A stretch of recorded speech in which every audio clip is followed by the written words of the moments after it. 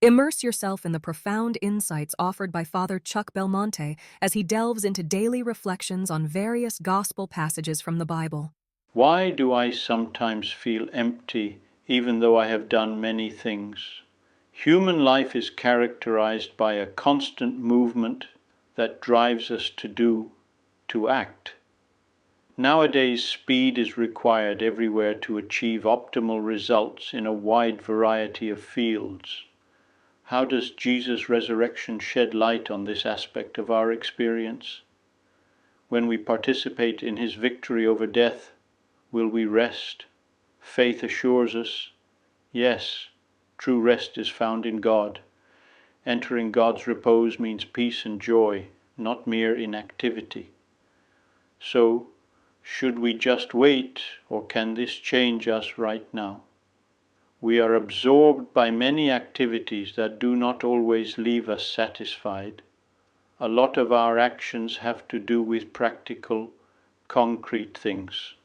We have to assume responsibility for many commitments, solve problems, and face difficulties. Jesus too was involved with people and with life, not sparing himself, but rather giving himself to the end. Yet we often perceive that too much doing, instead of giving us fulfillment, overwhelms us, takes away our serenity, and prevents us from living to the fullest what is truly important in our lives. Sometimes at the end of days full of activities, we feel empty. Why? Because we are not machines, we have a heart. Indeed, we can say that we are a heart. The evangelist Matthew invites us to reflect on the importance of the heart, quoting this beautiful phrase of Jesus, "For where your treasure is, there will your heart be also."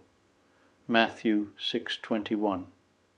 We must reflect on this because in the numerous commitments we continually face, there is an increasing risk of dispersion, sometimes of despair, of meaninglessness, even in apparently successful people. Instead, when we look at life with the risen Jesus, we find access to our restless heart, yearning for fulfillment. St. Augustine writes, "Lord, you have made us for yourself, and our hearts are restless until they rest in you."